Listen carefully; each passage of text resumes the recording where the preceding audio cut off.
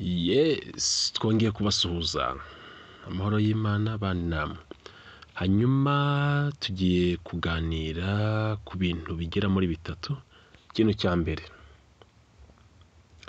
nuko ingabo za Afrika y'Epfo zigiye guhaguruka ku kibuga cy'indege zijya kurwana na M23 zirashaka kwihimura. Ikindi kintu tuvugaho ni inama y'Abaminisitiri yateraniye muri village Urugwiro iyobowe na nyakubahwa Perezida wa Repubulika. Icya gatatu turibuze kuvuga ni uburyo uyu mwanya tuvugana M23 imaze gufata Bukavu, ubu yahageze iri mu mujyi wa Bukavu.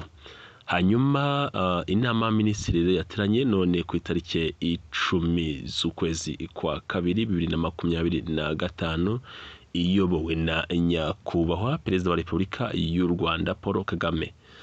Inama y'Abaminisitiri yavuze ku bintu byinshi, ariko ikintu bagarutseho no kwihanganisha imiryango yaburiye ababo i Rubavu ubwo FARDC igisirikare cya Kongo cyateraga ibisasu mu mujyi hariya mu burengerazuba mu mujyi wa Gisenyi ahazwi nka Rubavu. Hanyuma mbere yuko rero dukomeza n'ibiganiro byose, reka tubanze twamamaze hanyuma tugaruke. Hey guys, ni Younggrace bazane amakuru meza. Murabizi neza ko kugira permis muri no misa ro kugira diplome Pro Max. So bazane deal. Ushaka provisoire wayibona Miss 5, definitive wayibona hagati y'Iminsi 15 n'Iminsi 30. Nta handi rero ni Nyamirambo kwa mwarimu Clem. Kubundi busobanuro hamagara 0788 48 372 22. All the best. Bye.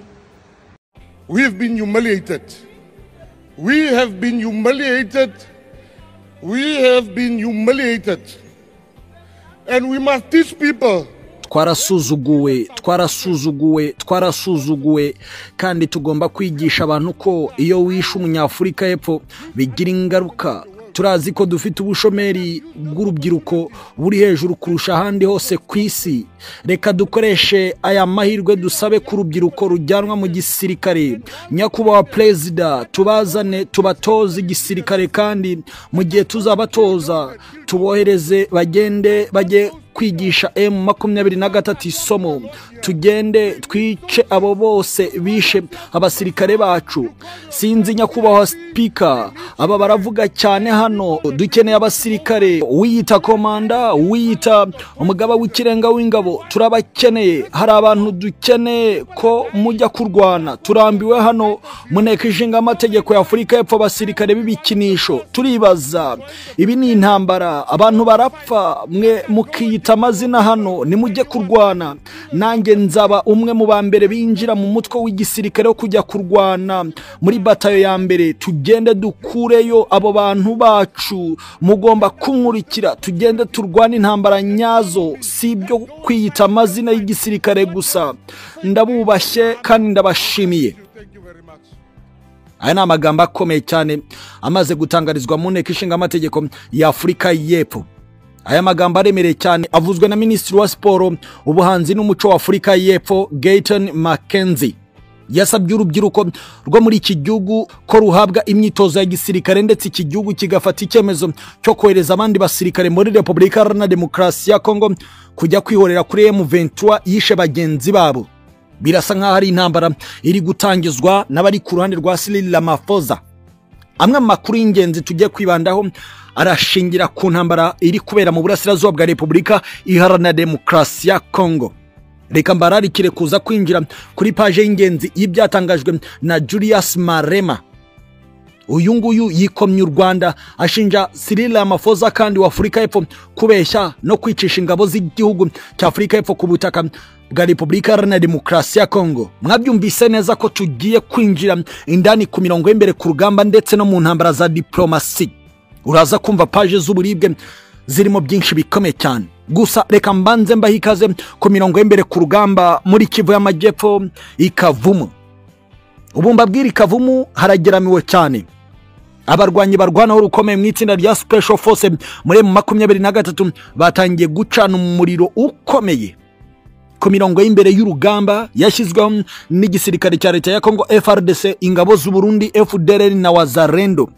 Amwe mu makuru y'ingenzi asohotse mu kanya gato gashize agize ati ibigendanye n'abasirikare baturutse mu gihugu cy'u Burundi bamaze kugera mu nkambi bagomba guhagurukiramo bajya nabo ku nkingi zamaze kubakwa z'uburyo bw'ubwirinzi, twavuga nk'ibihome by'ubwirinzi bikomeye cyane.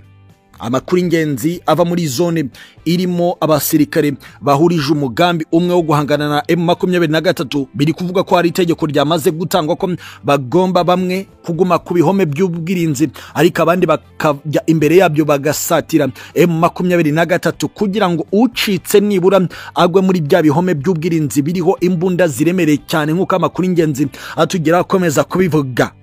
Gusa birasa naho M23 iri gukoresha abahanga mu by'intambara kugira ngo bige urugamba rwo kubohoza ikibuga cy'indege cya Kavumu ndetse no gufata umurwa mukuru wa Kivu y'Amajyepfo Bukavu. Amwe makuru y'indani mu bagize umutwe w'abarwanyi wa M23 ugenzura Kivu y'Amajyaruguru agira ati birashoboka ko ubwinshi bwabo ari ikintu kibaha imbaraga ndetse no gutinyuka kwinjira mu rugamba rufunguye, ariko twebwe ni amahirwe yo kugira ngo umwanzi tumushyire mu gihombo, kandi uko uzamura igihombo umwanzi umushyiramo ni nako ugabanya morali y'abandi ku buryo byoroha kwikuramo. Aya ni amagambo y'indani muri M23 kwa General Sultan Makenga, bigenanye n'amakuru y'abamwegereye batangiye gushyira kuba komanda bayoboye abandi ku mirongo y'imbere y'urugamba. Birasa nkaho urugamba rwo muri Sud Kivu muri Kivu y'Amajyepfo rwatangiye gusharirira cyane uwo ari we wese ubyumva gutyo.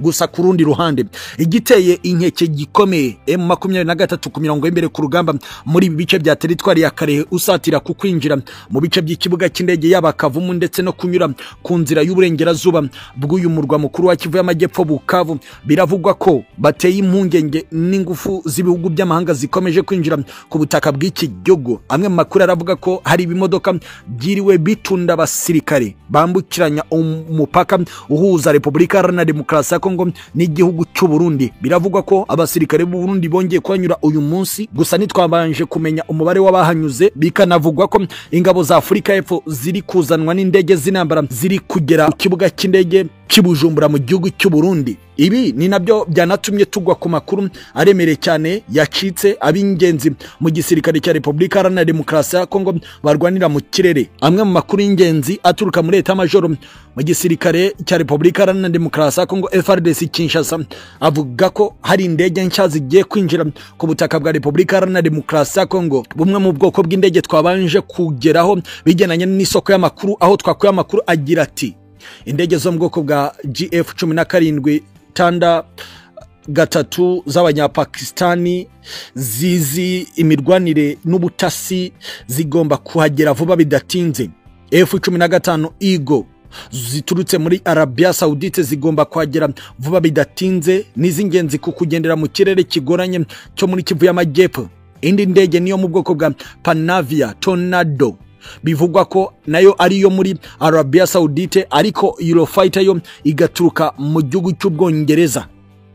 Amakuru ingenzi avuga ko igisirikare cya Repubulika Iharanira Demokarasi ya Kongo kirwanira mu kirere ngo kigiye gushobozwa mu rwego rwo kugira ngo kizamure uburyo bwo kwirwanaho ku kurinda ubusugire bwa Repubulika Iharanira Demokarasi ya Kongo. Aya ni amakuru ingenzi ava muri Leta Majoro y'igisirikare cya Repubulika Iharanira Demokarasi ya Kongo yamaze kugera hanze, ibigaragaza ko amafaranga ari gushorwa mu buryo bw'ubushobozi buhambaye cyane. Gusa hari amakuru yavuze ko hari telefone yiriwe icicikana hagati ya Bujumbura, Pretoria ndetse na Kinshasa. Amakuru akavuga ko ari igihugu kimwe biri gukekwa ko yaba ari Angola cyangwa Chad kiriwe gihamagara abakuru b'ibihugu by'ibyo bihugu bw'uburyo bagomba kwitwara mu ntambara igiye kuba muri Kivu y'Amajyepfo. Ntabwo turamenya neza umuperezida yabo wa Chad cyangwa se wa Angola wiriwe uhamagara Cyril Ramaphosa wa Afurika y'Epfo, Evariste Ndayishimiye w'u Burundi, Tshisekedi wa Repubulika Iharanira Demokarasi ya Kongo ku buryo bagiye kugenamo imirwanire igomba kubohoza Kivu y'Amajyepfo yatangiye gusatirwa ku buryo Bukavu nayo yagwa mu biganza bya M23 ndetse no kubohoza Kivu y'Amajyaruguru. Ibi byanatumye hari amakuru atugeraho ava muri Leta Majoro y'igisirikare cya Repubulika Iharanira Demokarasi ya Kongo ashimangira ko kuri uyu wa mbere Ibeni azanywe n'indege y'intambara y'akajugujugu. Minisitiri w'ingabo wa leta ya Kinshasa Guy Kabombo aherekejwe n'umuyobozi mukuru wungirije ushinzwe ibikorwa n'ubutasi mu gisirikare cya Congo FARDC Lieutenant General Charigonza Nduru bamaze kugera i Beni mu mugambi wo kugira ngo barebe uburyo bashobora guhagurukira hano Beni muri Kivu y'Amajyaruguru kuko ataka ibice bigenzurwa n'umutwe w'abarwanyi wa M23. Amakuru agira ati Minisitiri w'ingabo Guy Kabombo mu Diavinta kuba yageze i Beni mu majyaruguru ya Kivu akakirwa na guverineri wa gisirikare wa Kivu y'Amajyaruguru washyizweho na Kinshasa General Major Evariste Kakule Somo, nibigaragaza ko ari umugambi ufunguye ndetse no kuzamurira morali abari Beni ko bagiye kubohorwa n'igisirikare cya leta ya Congo Kinshasa. Biravugwa ko abasirikare bamaze kugira mu mugambi wo gufasha Tshisekedi ku butaka bwa leta ya Congo ndetse n'abari bijumba mu gihugu cy'u Burundi ndetse n'abari inyuma ariko bategerezwa muri uyu mugambi wo gutangiza intambara yo gusunika M23. Biravugwa ko babarirwa mu bihumbi 21. Birasa nkaho ari umubare uteye ubwoba cyane. Gusa ku rundi ruhande hari amakuru aremereye cyane twamaze kugeraho ashimangira ko ibikorwa by'ubwiyahuzi bikomeye biri gukorwa n'abajenerali mu gisirikare cya Congo mu rwego rwo kurebwa ijisho ryiza na Perezida Tshisekedi biri gutuma bizamura igihombo cy'abari kugwa mu mitego iri gutegwa na M23. Biravuga ko ari umufisiye mu gisirikare cya Congo FARDC uguye mu gico cy'umutwe w'abarwanyi wa M23 nyuma yo kocorana bikome n'abasirikare b'u Burundi FARDC, FDLR ndetse na Wazalendo. Bikavugwa ko abapfuye ndetse na zakajuriti ziyongereye cyane muri iki gice. Andi makuru kandi agashimangira ko umwe mu bakomeye mu butasi bwa Afurika y'Epfo mu gisirikare yaba yamaze kugera i Kinshasa mu mugambi wo kunoza uburyo bw'ibitero bigomba kubohoza ibice byamaze kugenzurwa na M23. Ni nako kandi mbaye ikaze kuri ya page nabasezeranyije muri Afurika y'Epfo. Julius Marema uri mu bagize inteko ishinga amategeko muri Afurika y'Epfo yemeye ko guverinoma y'iki gihugu yababeshye ubwo hafatwaga icyemezo cyo kohereza ingabo za Afurika y'Epfo ku butaka bwa Repubulika Iharanira Demokarasi ya Congo. Julius Marema uri mu banyapolitike bakomeye muri Afurika y'Epfo numwe mu bitabira ibiganiro by'abagize inteko ishinga amategeko y'iki gihugu byabaye kuri wa mbere. Ibi biganiro byagarutse byimbitse ku kibazo cy'abasirikare 14 ba Afurika y'Epfo bapfiriye mu burasirazuba bwa Repubulika Iharanira Demokarasi ya Congo mu rugamba bahanganyemo n'abarwanyi ba M23. Ubwo yafataga ijambo Julius Marema yavuze ko izingabo za Afurika y'Epfo zijya koherezwa muri Repubulika Iharanira Demokarasi ya Congo babwiye ko zijye kubungabunga amahoro ariko birangira ziri kurwana. Ati ubu butumwa bwa SADC muri Repubulika Iharanira Demokarasi ya Congo buzwi nka SAMIDRC bwatangiye mu kwezi kwa 12 2023. Twabwiwe ko ari ubutumwa bwo kubungabunga amahoro ariko ukuri nuko abasirikare bacu batari hariya kubungabunga amahoro, bari kurwana barwana n'abarwanyi bafite intwaro ndetse n'amayeri ahambaye ya M23. Julius Marema yakomeje avuga ko M23 ifite ubushobozi burenze kure ubw'ingabo zabo ziri ku butaka bwa Repubulika Iharanira Demokarasi ya Congo. Ati guverinoma yacu yayobeje abantu, ukuri nuko abasirikare bacu bari kurwana n'umwanzi ufite intwaro nziza ufite ubushobozi buhambaye ndetse n'uburyo bwiza bw'ubutasi, mu gihe izi nyeshyamba zifite ibikoresho bya gisirikare bihambaye. Abasirikare bacu boherezwa gucunga umutekano, nta drone, nta ndege z'intambara cyangwa ibindi bikoresho by'ingenzi bya gisirikare. Uyu mugabo kandi yakomeje yiko mu Rwanda n'umuyobozi warwo Perezida Paul Kagame avuga ko uyu mutwe ufite ubushobozi buhambaye ushyigikiwe na Perezida w'u Rwanda Paul Kagame. Nubwo Julius Marema avuga ibi, u Rwanda rumaze igihe kinini ruvuga ko ntaho ruhuriye na M23 kuko ari ikibazo cy'abanyekongo gikwiriye gushakirwa umuti. Julius Marema yavuze ko ingabo z'igihugu cye zatereranywe na guverinoma. Ati baratereranywe barwana intambara badashobora gutsinda kubera kunanirwa kw'iyi guverinoma. Igitero giheruka cya M23 kuri Goma cyerekanye inenge ziri mu butumwa bw'ingabo za Afurika y'Epfo. Ubushobozi buri hasi mu bijyanye n'ubutasi bwarigaragaje. Igisirikare cyacu cyabuze uburyo bwo kubona amakuru ya nyayo kandi mu gihe gito kugira ngo kitegure mbere y'igihe M23. Hashize iminsi mike imirambo y'abasirikare ba Afurika y'Epfo kandi ikuwe mu burasirazuba bwa Repubulika Iharanira Demokarasi ya Congo kugira ngo ijye gushyingurwa iwabo. Iyi mirambo yanyuze ku butaka bw'u Rwanda ikomereza muri Uganda kwa Perezida Yoweri Kaguta Museveni. Gusa kuri ubu iyi mirambo ntiragera ku butaka bwa Afurika y'Epfo. ni ikibazo Julius Marema yagarutseho ashimangira ko bitumvikana uburyo iyi mirambo ikomeje gutinda gushyingurwa. Ati tugomba kubyemera kohereza ingabo zacu muri Kongo ntaho bihuye n'amahoro, ahubwo ni ugutamba abasirikare bacu ku ntambara idafite iherezo. Iyi guverinoma ikomeje kubohereza gupfira ku butaka bw'amahanga, kandi iyo bibaye nta nubwo imibiri yabo igarurwa mu gaciro ikwiriye. Turacyategereje imirambo, na nyuma y'uko umugaba mukuru w'ingabo avuze ko yagombaga kuza bukeye bwaho, Julius Marema yavuze ko ashyigikiye uburyo bw'ibiganiro mu gukemura ikibazo cya M23 nk'uko inama iheruka guhuza abayobozi ba EAC ndetse na SADC babyemeje. Reka mbabwire ko ibi n'ibindi turakomeza kubigarukaho kuri page zimbitse ku mutekano, politiki na diplomasi mu rwego mpuzamahanga. Asante sana. Nibyo birashoboka ko warokoka, biranashoboka ko wakicwa. Ubwoba ni bwose mu bakongomani bari mu burasirazuba bwa Repubulika Iharanira Demokarasi ya Kongo muri Kivu y'Amajyepfo. Mwabyumvise ko twinjiye ku mirongo y'imbere ku rugamba, twinjiranye inkuru zidasanzwe isegonda kurindi. Ubwoba ni bwose, abahunga bava mu byabo berekeza Imaniema muri mwe mu bice bikomeye ku butaka bwa Repubulika Iharanira Demokarasi ya Kongo basohoka muri Bukavu, umubare wabo urakomeza kwiyongera. Biraterwa n'uko ingabo z'ibihugu by'amahanga biri muri SADC, Afurika y'Epfo, ukongeraho nk'igihugu Angola, ukongeraho Tanzania, Uburundi barushaho kwisuka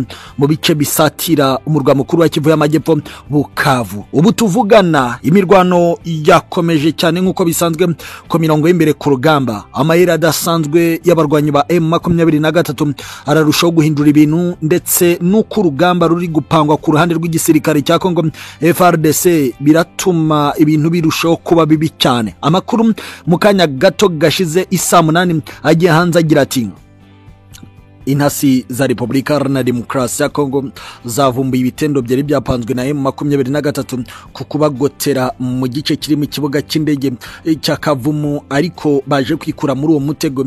Abasirikare ba M23 bari bagabye ibitero basubira inyuma birukanka kubera ingufu z'umurengera zahise zizanwa n'abari muri coalition. Igisirikare cya Repubulika Iharanira Demokarasi ya Kongo FARDC basubiza inyuma abasirikare ba M23 batinye kwinjira muri iyo mirongo bigenanye n'umubare munini w'abasirikare bari baje kuri urwo ruhande, bari baturutsemo nk'uko amakuru ingenzi aturuka muri Kivu y'Amajyepfo abivuga. Gusa ku rundi ruhande twahise dukubitira icyumvirizo ku makuru yaraturutse kwa Lieutenant General Inchaligonza Ndulu Jacques, umukuru w'ibikorwa n'ubutasi mu gisirikare cya Kongo FARDC, abwira General Pacifique Masunza ati ntabwo dukeneye umwanya wo gutakaza ngo umwanzi arushaho kutuzanaho amayeri adasanzwe ku mirongo y'imbere ku rugamba. Ibikorwa byakozwe mu gitondo tukabiburizamo, turashaka ko ari byo bikorwa bigomba gukomeza. Mu gihe cyose twakomeza gutakaza, Pacifique Masunzu ni wowe urajya ku mirongo y'imbere ku rugamba kubwo kwanga ko ibikorwa by'ingenzi dushaka gukora bigerwaho. Witambitse abasore mu gitondo kuko bari bavumbuye umuvuno mushyo wa M23. Birashoboka ko ugomba guhindura umuvuno n'imikoranire n'igisirikare cy'u Burundi kugira ngo dukomeze dutere intambwe dusubiza umwanzi nyuma nk'uko twabikoze mu masaha y'urukerera. Aya ni amagambo ava mu Leta Major y'igisirikare cya Repubulika Iharanira Demokarasi ya Kongo kwa Lieutenant General Inchaligonza Ndulu Jacques, umukuru w'ibikorwa n'ubutasi mu gisirikare cya Kongo FARDC. Ubu n'ubutumwa bwerekeje muri Kivu y'Amajyepfo aho urugamba rukomeje kunihira cyane. Amwe mu makuru ingenzi agira ati General Pacifique Masunzu uri kumwe n'abasirikare benshi ku mirongo y'imbere ku rugamba yavuze ko bigomba kuba uko byakabaye bagasatira ibirindiro birimo M23. Ati mu gihe twakomeza guhagarara hano ngo umwanzi aza dusanga biraza kuba bibi cyane. Hari amakuru yatangajwe na kimwe mu binyamakuru gifite ba undercover ku mirongo y'imbere ku rugamba cyatangaje ko General Pacifique Masunzu ari mu birometero bike cyane uvuye mu nkambi zikambitsemo abarwanyi b'umutwe wa M23 ku mirongo y'imbere ku rugamba, ibiganisha ku kuvuga ko nawe ashobora kuba ari gukomanga ahacecekerwa bigendanye nuko ari umwe